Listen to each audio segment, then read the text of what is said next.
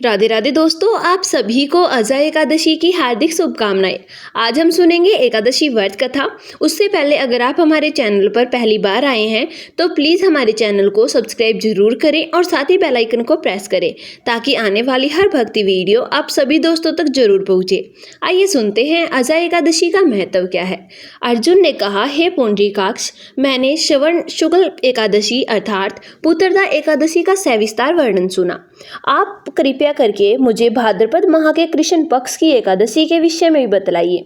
इस एकादशी का क्या नाम है तथा इसके व्रत का क्या विधान है। इसका व्रत करने से किस फल की प्राप्ति होती है। श्री कृष्ण ने कहा कि हे कुंती पुत्र, भाद्रपद माह के कृष्ण पक्ष की एकादशी को अजय एकादशी कहते हैं।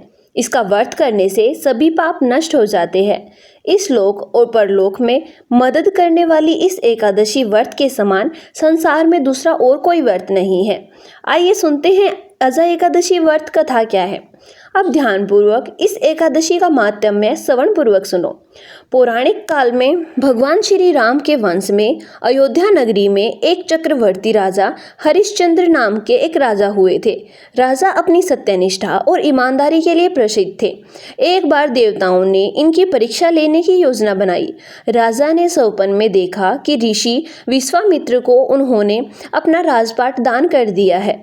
सुबह विश्वामित्र वास्तव में उनके द्वार पर आकर कहने लगे, तुमने स्वप्न में मुझे अपना राज्य दान कर दिया। राजा ने सत्यनिष्ठ व्रत का पालन करते हुए संपूर्ण राज्य विश्वामित्र को सौंप दिया। दान के लिए दक्षिणा चुकाने हेतु राजा हरिश्चंद्र को पूर्व जन्म के कर्मफल के कारण पत्नी, बेटा एवं खुद को बेचना पड़ा। हरिश्चंद्र को एक डोम ने खरीद लिया जो शमशान भूमि में लोगों के दाह संस्कार का काम करवाता था। स्वयं वह एक चांडाल का दास बन गया। उसने उस चांडाल के यहाँ कफन लेने का काम किया, किंतु उसने इस आपत्ति के समय भी सत्य का साथ नहीं छोड़ा। जब इसी प्रकार उसे कई वर्ष बीत गए तो उसे अपने इस नीच कर्म पर बड़ा दुख हुआ और वह इससे मुक्त होने का उपाय खोजने लगा। वह सदैव इसी चिंता में रहने लगा कि मैं क्या करूं, किस प्रकार इस नीच कर्म से मुक्ति पाऊं। एक बार की बात है कि इसी चिंता में बैठा था कि गौतम ऋषि उनके पास पहुंचे। हरिश्चंद्र ने उन्हें प्रणाम किया और अपनी दुख भरी कथा सुनाने लगे। राजा हरिश्चंद्र की दुख भरी कहानी सुनकर महर्षि गौतम भी अत्यंत दुखी हुए और उन्होंने राजा से कहा, हे राजन, भादो माह के कृष्ण पक्ष की एकादशी का नाम अजय एकादशी है। तुम उस एकादशी का विधान पूर्वक व्रत करो तथा रात्रि को जागरण करो, इससे तुम्हारे सभी पाप नष्ट हो जाएंगे। महर्षि गौतम इतना कहकर आलोप हो गए। अजा नाम की एकादशी आने पर राजा हरिश्चंद्र ने महर्षि के कहे अनुसार विधान पूर्वक उपवास तथा रात्रि जागरण किया।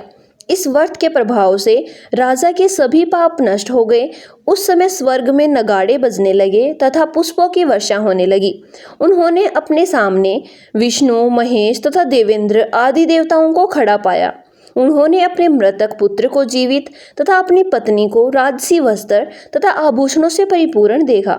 व्रत के प्रभाव से राजा को पुनः अपने राज्य की प्राप्ति हुई।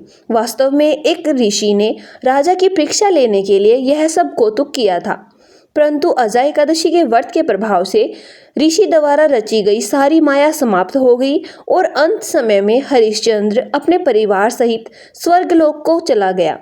हे राजन, यह सब एकादशी व्रत का प्रभाव था। जो मनुष्य इस उपवास को विधान पूर्वक करते हैं तथा रात्रि जागरण करते हैं, उनके सभी पाप नष्ट हो जाते हैं और अंत में वो स्वर्ग को प्राप्त होते हैं।